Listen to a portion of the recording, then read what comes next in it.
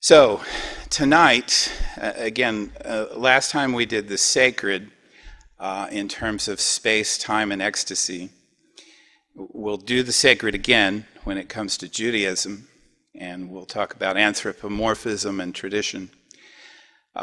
Tonight is myth as noun and verb, and then when myth comes around again with Christianity, we'll talk about its shape and relations. So we're breaking up the lectures on the lenses into twos. And then this, of course, is the story and stories of Hinduism. So I hope you can read that okay, but I'll go with it.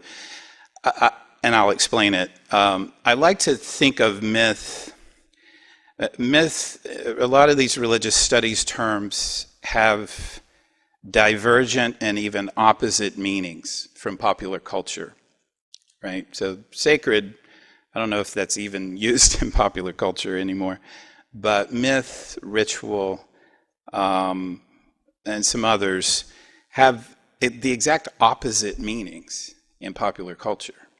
And in fact, I like to think of myth as having three meanings, and that's a kind of derivative of the definitions and uses of myth in various levels of culture. So that's why I call it the archaeology of myth. So I like to see myth, lowercase, as a false story. We probably use that a lot. The myth of the Cubs winning a World Series. Whoops. Oh, busted. Myth, capital M, as a particular set of stories, right? So Greek myth, Roman myth, Mesopotamian myth. But myth, all caps, is what we don't talk about, we maybe even can't talk about, because it's a story that culture tells itself and that we tell ourselves that's so true, and I'm going to define what I mean by true, that we can't even hear it. Jackson Browne has this great line in one of his songs. He says, "It's like a song I can hear playing right in my ear, but I can't sing and I can't help listening." That's myth, right? And I'll explain why that is. So let me go through this here. So I've got, if you know archaeology, they're like tells, so that you like drill straight down a small area at first, so you can kind of get the layers. So there are two tells here. There are individuals and cultures, and we're cutting through these layers, if you'll bear with my extended metaphor here. So myth as a false story, we know it's the superficial layer of myth. And for the individual, that's just the everyday, uncritical thinking. I think a lot of our work has to do with myth, like in a mission statement for your company, maybe, is a myth. It's like, yeah, whatever, on the cultural level, this is mass media. I'm dating myself a little bit. I don't think we even use that phrase anymore. Social media. There you go. So stories, right, that are going around about, what color is the dress? Do you know that one? Oh, okay. I know more about social media than you do. Okay. Yeah, I think it was last year. I'm not actually on Facebook. I got off, but I heard about it anyway, because there was this dress, and everybody said it was, well, not everybody. Half the people said it was white. Other people said it was blue. It totally blew up the internet, because we couldn't decide on what color this dress was. We called in opticians and optics scientists, and people got mad, of course, because it was obviously white. So I don't know what's going on there. So popular culture, we like stories. In fact, we more than like stories. We can't live without a story. So just think about it. everything's a story.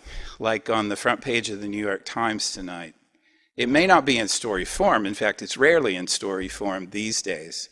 It can be 144 characters in a tweet, but there's a story behind it.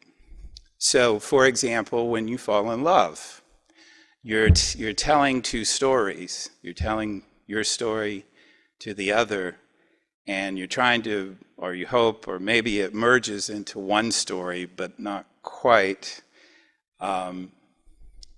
I've been watching some sports lately, and I'm fascinated because most of the sports talk is utterly worthless. I mean, you play the game and you see the score. What happens in between is, what are you talking about? You're trying to tell a narrative, right? The reason Golden State broke our hearts so much last season was because they didn't fulfill the story, damn it, right? They were supposed to win, right? And they were up 3-1, and damn, why didn't they win? And then, of course, the Cubs have a great story this year. It did seem like destiny, right? That the Cubs would win. And that's the flavor of myth. That's the kind of echo of myth when you feel like something kind of has to happen. So there are named myths that we deal with at the next level. The unusual, critical thinking, our leisure time, like going to plays and the opera, etc., dance.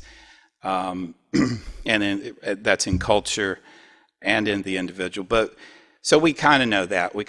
There are stories we know. There are stories we kind of, just bandy about. Stories we know that are as stories, all right? But the deepest level here, or the next deepest level actually, is myth. That level I'm talking about where it's true. And at the individual, in the individual tell, that is the unconscious, that is Freud. And at the cultural level, that's the collective unconscious, or Jung, right? And then beneath that is truth and meaning. So Joseph Campbell was very clear about this, that the stories aren't the end of the story, right? The stories are always pointing to something. And they're always pointing to something that can't be said, but is experienced. So this lowest level is the one right next to truth and meaning. And that's why we can't quite get it. We can kind of faintly hear it, but it's like a fish trying to talk about water in my world where fishes talk. What would a fish say about water? That's us trying to talk about myth. We can talk about tides, currents, depth. We don't really talk about water because we're always in it. We're always in a myth. So again, etymology. I like etymology. I think it's illuminating. And the Greek word muthos means of the mouth. So William Doty, who has a great book on myth called Mythography, really makes a lot of this, is that it's the ma word that babies say. It's of the mouth. It's muthos. And I've mentioned this a few times. Myth really got what? Misdefined, mischaracterized by our old friend Plato, where he wanted to dispense with myth for the sake of truth. And we've talked a little bit about this in every lecture, and we will talk about it some more. But this difference between the oral culture that produces myth and the literate culture that produces truth cannot be overstated. And it's this that you've heard before if you've been here. It's the Charles Eastman story of the missionary who goes to the Seneca. The missionary gives them the gospel, the story of creation, fall, and salvation. The Seneca respond with a story about the origin of corn. The missionary is angry and says, what I gave you was the truth, and you gave me back fable and falsehood. The Senecas see this as very rude and ask, why we believed your story, why won't you believe ours? Because in an oral culture, that's possible. That's not only possible, it's just what is given.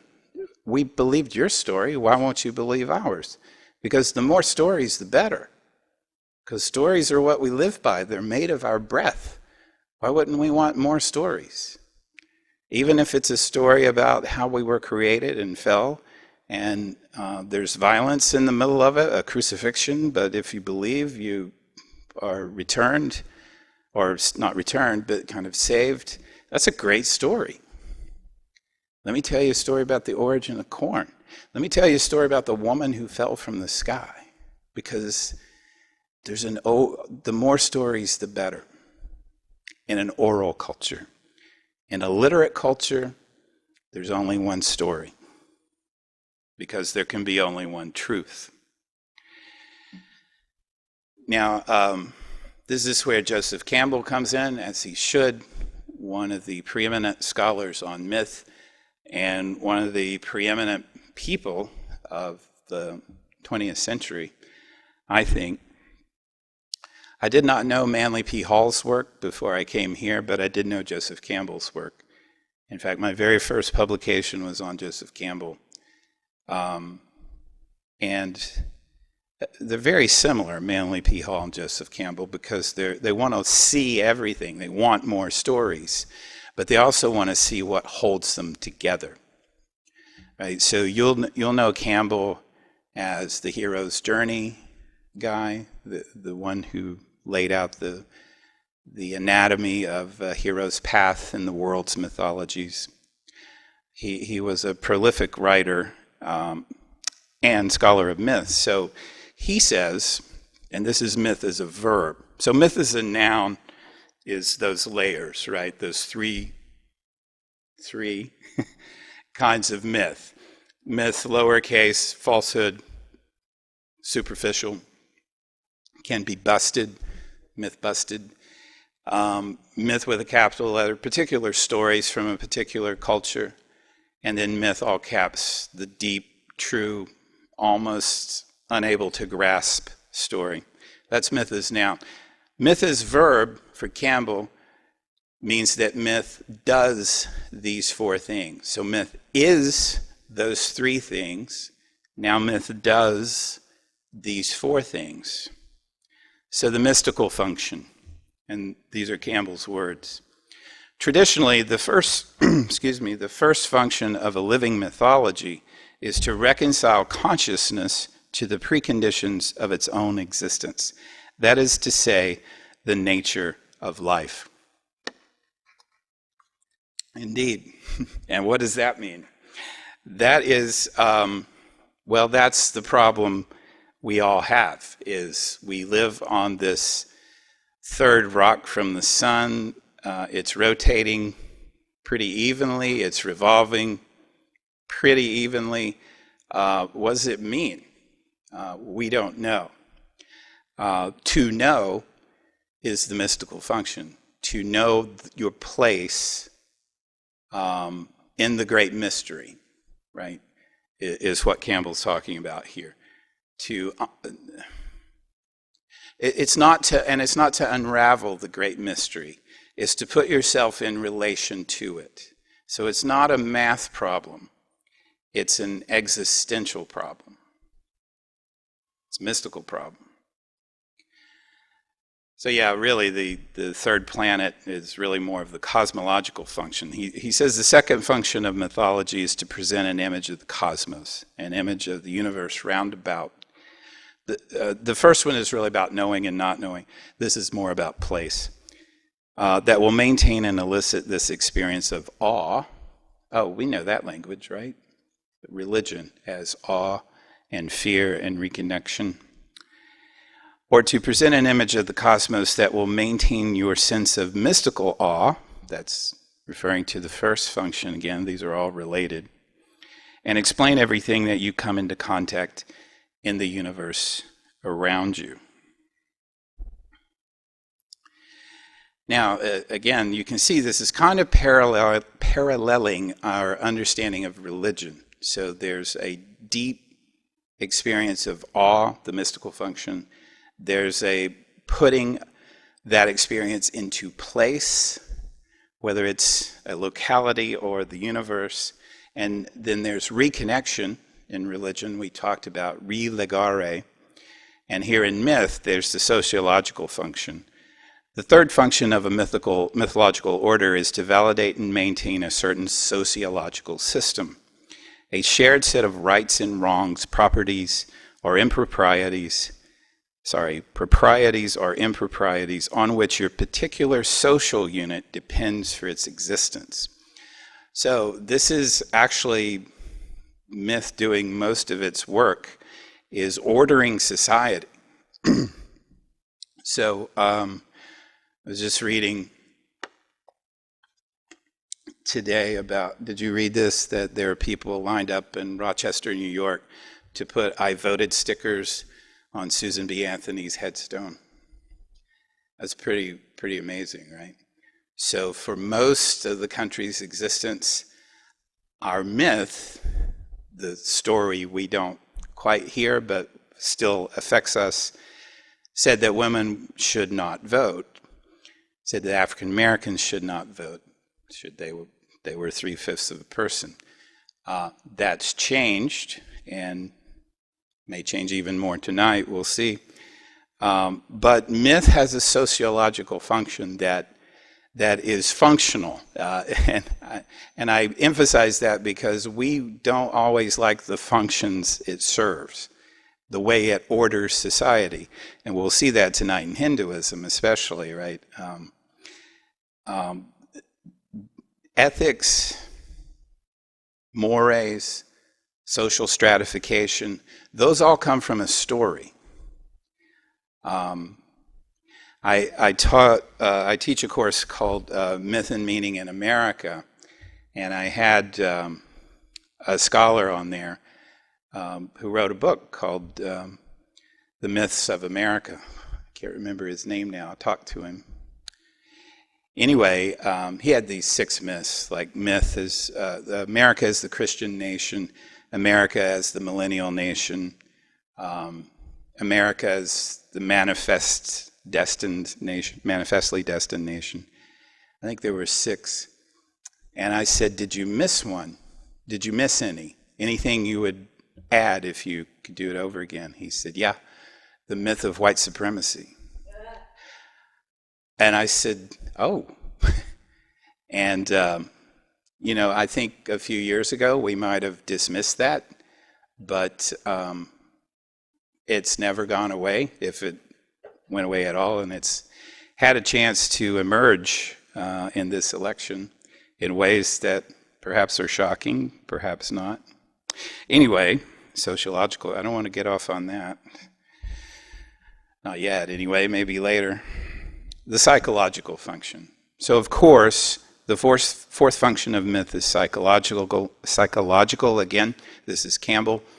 That myth must carry the individual through the stages of his life, from birth through maturity, through senility to death. The mythology must do so in accord with the social order of his group, right? You can't be a part of a group and have a different mythology. The cosmos as understood by his group, and the monstrous mystery. So you see how he's connecting back to the different functions. You have a myth. Not only do you have a myth, it has you. You're living out a myth by being here, for one thing. What are you doing here? Why are you here on an election night about listening to myth and Hinduism? Well, there's a story there. I don't know it, I might be able to guess it. But you have a story that brought you here, just as I have a story that brought me here. And I know parts of it. I don't know all of it. I think one of the nicest things about getting older, for me, is that you begin to see some broader vistas. Like in my 20s, I don't think I had a thought in my head. Didn't seem like I had a thought in my head. My 30s, I was still a dumbass, kind of. I feel like, I had a PhD, but I was still a dumbass. Feels like now. But see, that's because I'm looking back, right? And I can see things I couldn't see before. Yeah, thank you. So, we have our own myths.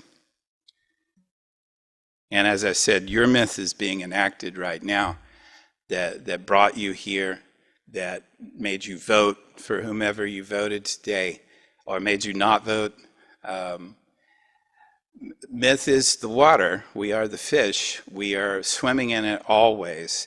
And we might detect various variations in it, but we are always in it.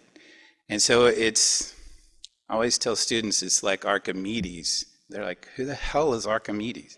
And I'm like, Archimedes, the great Greek engineer who said, and scientist who said he would move the world if he could only find a place to stand, right? That's the study of myth. Where are you going to stand to study myth? Scientifically, objectively, you can't stand outside of it, because even science is a myth in this sense of a story that defines you. Even the Big Bang is a story. As I tell my physicist friends who want to talk about reality, I say, tell me about reality without using symbols. And they say, well, it's like this. I said, well, those are symbols. Those are linguistic signs. And so they'll draw out a formula. I'm like, those are definitely symbols, dude. So, that's what I'm talking about. You can't get out of language. You can't get out of what language makes, which is a story. So now let's shift to Hinduism. In rereading about Hinduism over the past week, I was struck again by two things that are unique to me about Hinduism, and that are two words really, and that is multiplicity. So you may have heard that Hinduism is the religion of 33 million gods, or 330 million gods. And I think the Vedas say it's actually only 33 gods. But you get the point, multiplicity. So it's also been said you can believe almost anything and be a Hindu. That's not really an exaggeration, because Hinduism is about multiplicity. Depends on where you live, depends on your family, depends on the deity you worship. Depends on the rituals you heard, the stories you heard, which parts of the Vedas you sing and hear and enact, or if it's the Bhagavad Gita or whatever. And of course, the Indian continent and places where Hinduism has gone are vast and heavily populated. Add to that Hinduism's multiplicity means that it is incredibly adaptable. You can't, there are Hindu fundamentalists. My former colleague, Paul Courtwright, wrote a book about Shiva and Freud, and he had to get private security because Hindu fundamentalists didn't want him talking about Shiva, and I don't know why, because Shiva is so erotic anyway, but my point is that there are Hindu ascetics, there are Hindu fundamentalists, there are Hindu, you fill in the blank. Hinduism is too vast. It is multiplicity in action. So that's one thing about Hinduism that I want you to think about, multiplicity. The other is convergence and coherence. So you can't live in multiplicity And one of the things that myth does is it reduces the world for you. Right? You cannot live in an infinite amount of stories. You can't even live too many stories at once. You can live a few, but they're going to conflict, and that's going to represent ruptures in your psyche, in your sociology, in your social groups for the social function. You've got to reduce the world. This is basic evolution too, right? I mean, you can't imagine the whole world. You have to survive, you have to go by what you see. You have to reduce the world to what helps you survive and what threatens your survival. Myth does that. Yeah. All right. So, interesting to me that the root word of dharma in Sanskrit, which is the rough equivalent of religion in Hinduism, that's how they use the word dharma, basically means to hold together. So I think it's a lot like the universe, and like there's this massive expansiveness, and yet it all holds together. And what holds it together is dharma, duty. It's more than that, though. It's ethical, and it's more than ethical. It's being, we might call it being centered here in Southern California. The ancient Greeks might have called it eudaimonia, the sense of well-being, not happiness, but well-being, and also devotion to higher calling. It's all that. All right. Now, what's interesting to me, and I hope to you, is the Indus River Valley. It's a fascinating place. And before Hinduism, that is before 2000 BCE, and by the way, that's anthropological terminology, before the Common Era, not error, before the Common Era and the Common Era, to try to make it more historical than theological. You're dating. So before, not before Christ, but before the Common Era of Jews and Christians.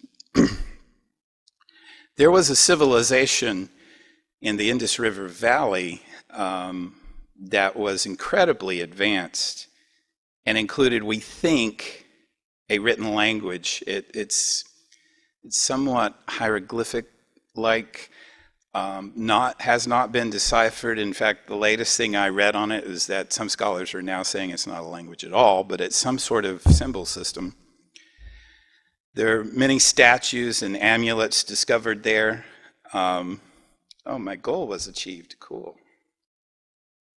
Awesome. Exercise goal. Right, it was this incredibly advanced civilization. Statues, amulets, religious beliefs, ceremonial centers. They had running water. I mean, not pumped water, but they set it up high and let it run down and run through apartments. They had apartments. Drains, wells, trash chutes, granaries. It was an advanced civilization housing about 40,000 people. 40,000 people. This is pre-Hindu, right? So it's the civilization that was in the Indus River Valley. So again, this is so long ago, we're not sure what's happened, because the story of Hinduism at this period is a story told, as it often is in prehistory, by archaeology, which is a great and interesting story, but also widely open to interpretation.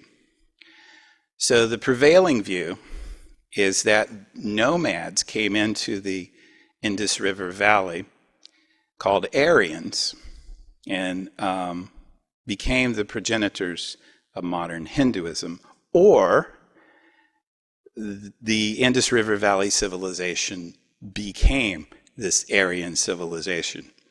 Now, if you're shirking from the word Aryan, understandable. This is a fascinating little irony of history. Aryan is a version of the word Iran. So when Hitler was talking about, or when anybody, I can't say it's in the past anymore, when anyone's talking about the Aryan race, they're talking about Persians, they're talking about Iranians, because Aryan means noble ones, and these were considered nobles, noble people, because they founded a religion and a civilization. So remember that next time your neo-Nazi friend goes on about Aryans, that he's really talking about Iranians. They were organized into tribes with chiefs called Rajas.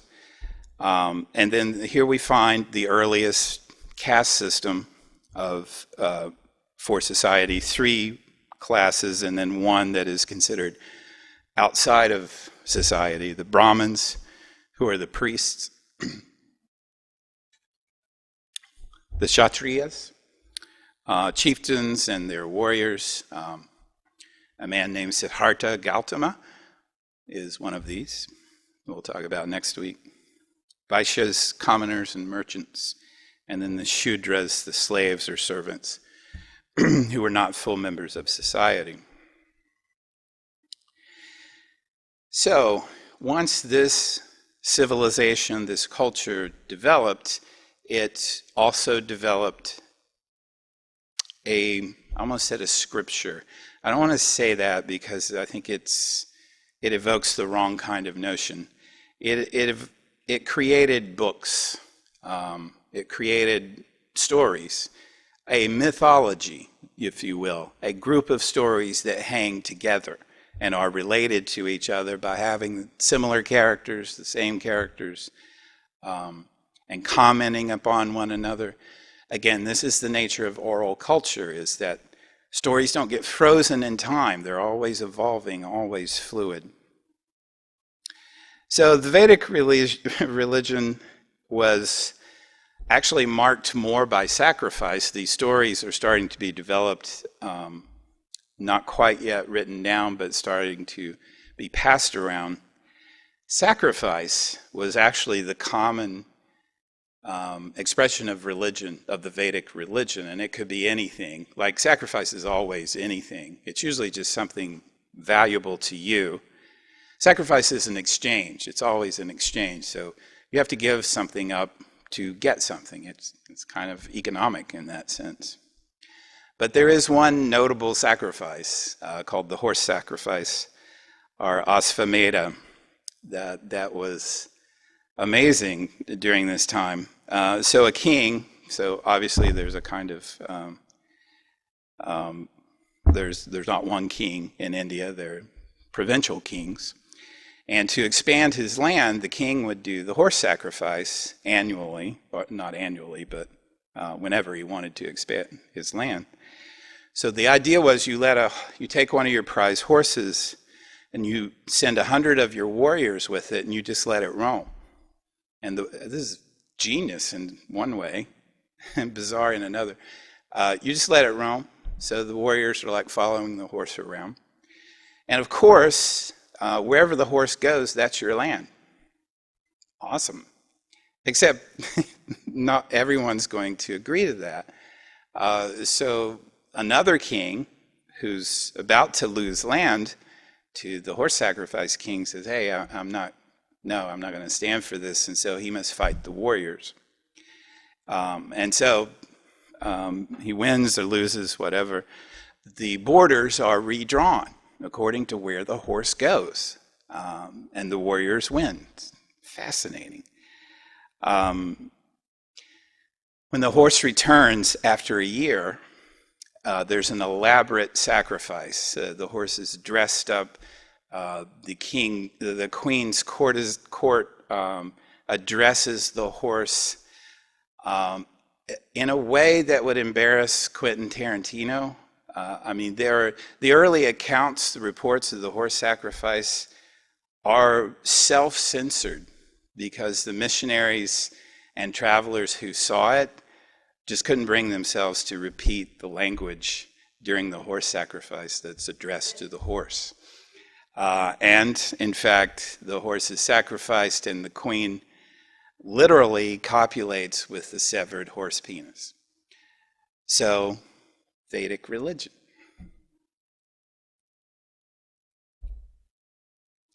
Now, the Vedas are the oldest now written books, but mythology, if you will, of this new religion. And there's a map of where they're kind of written. But the more important parts are how they're divided up.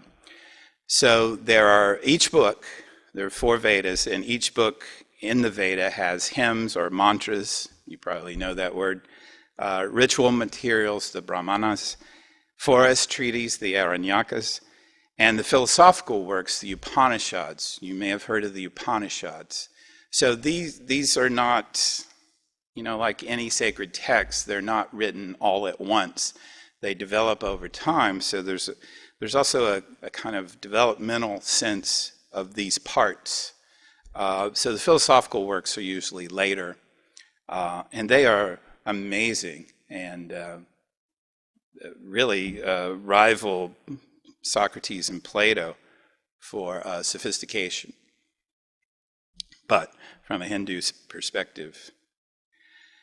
So here's one of my favorite creation stories from the Vedas, the Rig Veda, one of the 4 Vedas.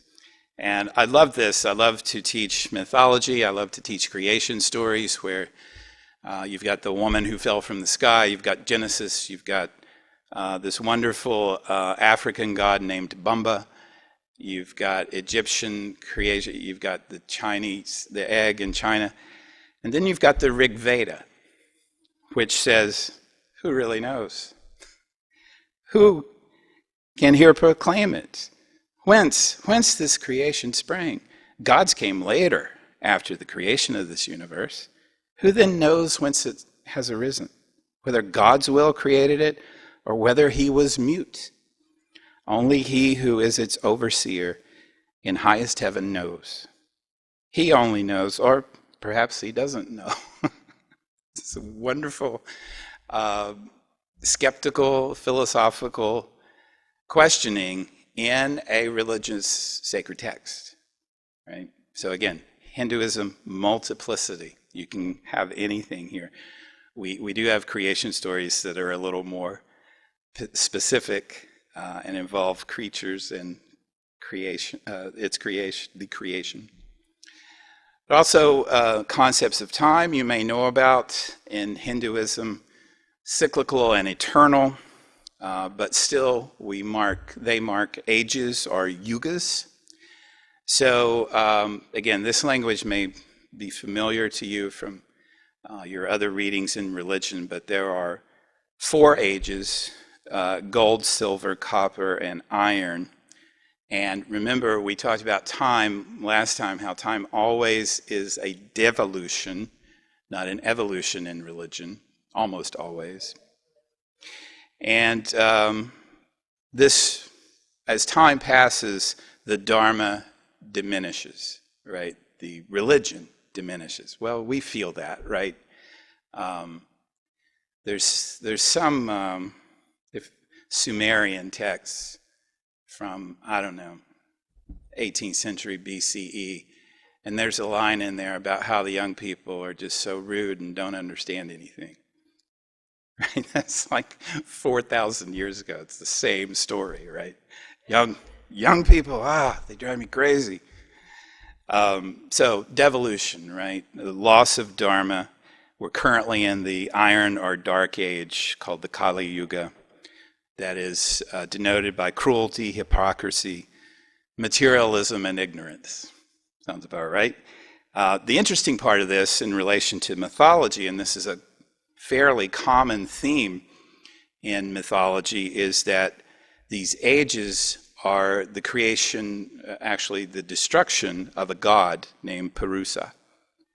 So the god had a gold head, silver torso, copper legs, and iron feet, and he was broken up in this eternal time to be put into everyday time. And so we're like moving down his body. That's an image that that we find in the book of Daniel as well. And in Hesiod, I think. Yes, sir. Please. We are. Yes. Yeah, thank you for asking that, because I wanted to tell you that the gold time is actually much longer. These time periods are actually much longer, and they reduce in length too. So yes, we were in the golden age, right? Everything was better. In fact, it was near perfect at the beginning. So yes, we have been through all these times. Great question. And that echoes other world mythologies, like the Hopi believe they are in the fourth world. Some of the pueblos along the Rio Grande believe that it's the fifth world. This is a fairly common notion that there have been other worlds, other eons, other ages that are marked by pretty dramatic shifts in time or events in time. Sometimes people try to connect that to global events. Sometimes it seems to work and sometimes it doesn't. Now, I mentioned the Upanishads. These are just fascinating. And I urge you to read them if you're interested in Hinduism. Excuse me.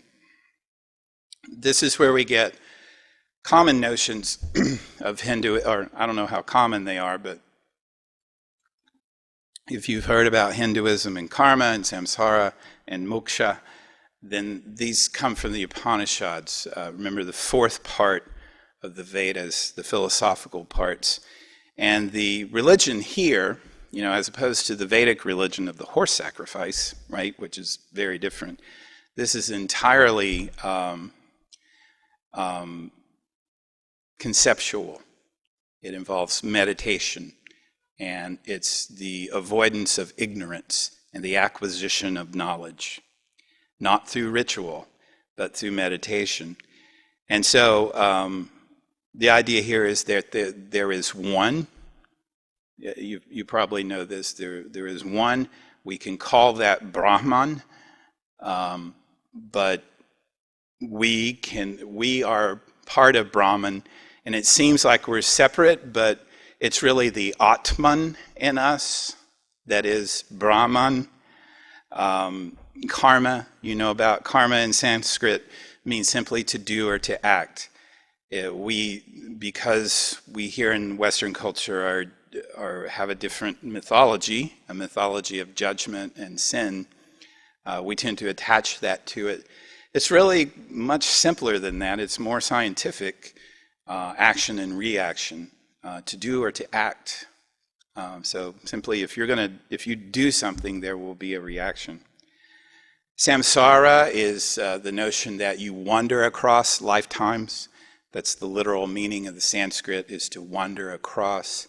And so that's how karma gets played out, is through samsara until moksha, until you can break free from the attachments you have here. If that sounds familiar, that's because Buddhism's going to borrow most of this Upanishadic religion. All right. Oh, right, that's a great image. The drop of water, a common analogy for Brahman and Atman. There's a story in the Upanishads, the Chandogya Upanishad, I think, where the student comes to the master and says, how do I know Brahman? And the master says, get some salt. And the student does. He says, now put it in the ocean. And the student does. He says, now find it. There is Atman. In other words, it's nowhere, because it's everywhere.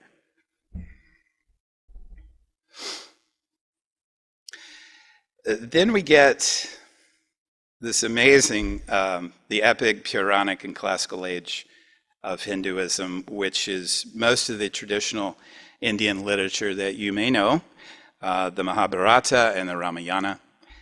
produced between 300 BCE and 300 CE. The Mahabharata and Ramayana are two epics of Hinduism that, in effect, I think, part of the Mahabharata is something called the Bhagavad Gita. You've probably heard of this, right? The Bhagavad Gita. It means the song of the Lord, and it's only a section of the Mahabharata.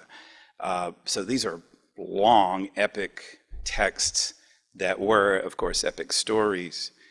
The Bhagavad Gita is the story of Arjuna, a member of a particular family who's about to go into battle with another part of his family, kind of distant cousins. But these cousins have taken over the royal line, broken the royal line, and inserted themselves into it, and they don't belong on the throne.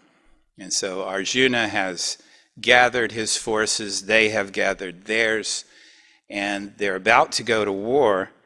And Arjuna says, I can't do this. I can't kill my family. I can't kill my brothers.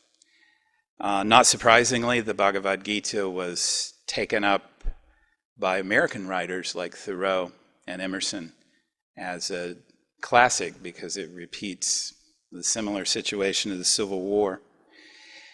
Interestingly, to people who don't know the Bhagavad Gita and who are looking for a kind of westernized plot, it doesn't end like you think it will. So Arjuna is having second thoughts. He tells his charioteer, I just don't think I can do this. I don't think it's right. I shouldn't kill. His charioteer happens to be an incarnation of the god Vishnu, the sustainer of the world in Hinduism. And the Bhagavad Gita is, in fact, the conversation they have about why he must go to war. He must. Arjuna must go to war. It is his dharma. And when Arjuna says, but the death, the destruction, Vishnu says, these are all illusions. These are all impermanent. You shouldn't be attached to death and destruction. You should be attached to Brahma, to the eternal one. It's a hard lesson, right? The Bhagavad Gita. It's a surprising lesson. Makes you very uncomfortable, but then it's also not uncommon in world religions.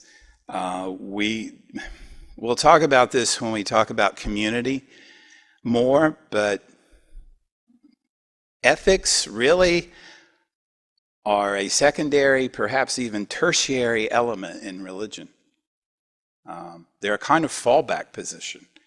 They're a kind of settling to have an ethical religious system. And that seems odd because we usually encounter religion now as an ethical system. Oh, you're a Christian, that means X, Y, and Z. Oh, you're a Buddhist, that means A, B, and C in terms of ethics. But that's really not part of the development. That's a later, it is part of the development. It's not part of the initial development. It's part of the later development. And it is a kind of, I'm going to say ethics are a kind of resignation. All right, and you can argue with me on that later. In the Christian tradition, we have Søren Kierkegaard, the Danish theologian, who says the same thing. And he says this in regard to Genesis 22, the sacrifice of Isaac, where, remember, God says, I want you to, what does Dylan say? God said, hey, Abe, kill me a son. God requires Abraham to sacrifice his son. That's ethically inappropriate, like one of the most ethically inappropriate things, but it's required for religion. Anyway, I could go on and on, but I won't. Right, so the Bhagavad Gita is actually a rumination on dharma, on duty, on how your duty is so far above I don't want to say it's mundane ethical decisions, but I mean mundane in the sense of the everyday. Your dharma is so far above that you must go to war with your family if that's what's called for. Regardless of your caste, if you don't, you're going to get caught in samsara. You're going to come back to deal with the karma. Yeah. It's also, I shouldn't diminish, or I should mention that it's beautiful poetry. It's epic poetry. So I would say it's the Indian Odyssey and Iliad, except it's so much longer and so much more powerful for Hindus. Here's a few lines from the Gita. This is Vishnu Krishna speaking to Arjuna. The man who sees me and everything within me, will not be lost to me, nor will I ever be lost to him. He who is rooted in oneness realizes that I am in every being. Wherever he goes, he remains in me. When he sees all being as equal in suffering or in joy, because they are like himself, that man has grown perfect in yoga. And yoga just means yoke. It just means connected to the one. Oh my goodness, I've gone too long again. I'm so sorry. So let me close this up. The Ramayana is again the longest poem in existence, epic poem. Still, I don't know if you've ever been to Iceland, but that's one of my favorite places I've ever visited because the myths there, they're still right there. They're like right there. I don't know if you saw the pirate party almost won the elections in Iceland because they're just wonderfully whimsical. And they came very close to winning. The mythology, like I say, is right there in Iceland. Same is true in India. With the Ramayana, they will serialize this in soap opera-like televisions, and people will come to the station. I mean, they will be rapt watching it. It is the national, or one of the national epics. So it's the story of Prince Rama. There he is in the illustration, who was sent into exile in the forest with his wife Sita and his brother Lakshmana. Sita gets abducted by the evil demon Ravana. Sounds good already, right? Sounds like Games of Thrones or something. But ultimately rescued by Prince Rama with the help of the monkey god, Hanuman. 24,000 couplets. So, yeah. We recognize that story. It's the story of good over evil. It's the story of the helper from Campbell's mythology, mythological journey. Here's a line from the Ramayana. Within infinite myths lies an eternal truth. Who sees it all? Varuna has but 1,000 eyes. Indra 100. You and I, only 2. So you can see there's a line there between that early Rig Veda song about creation song, I don't know who created, I don't know, to this, who can see it all? There's this wonderful sense of openness and uncertainty that becomes a kind of religious virtue. Right, so post-classical Hinduism kind of begins to center on gods and goddesses, and you can worship any god. That's where you get the 330 million gods, and your family might. In fact, a Hindu wedding is where they kind of introduce each spouse's family to the gods and rituals they observe, right? So, okay, you need to know that we're Ganesha family, and we're going to be doing this at this time of the year, right? The gods, of course, have human qualities, but on a grand scale. We'll see that in our next lecture on the sacred and anthropomorphism. And meditative forces began to emerge in Hindu philosophy, the notion of,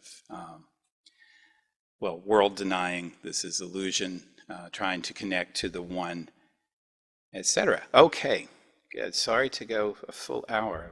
Tried to stop, but I get going.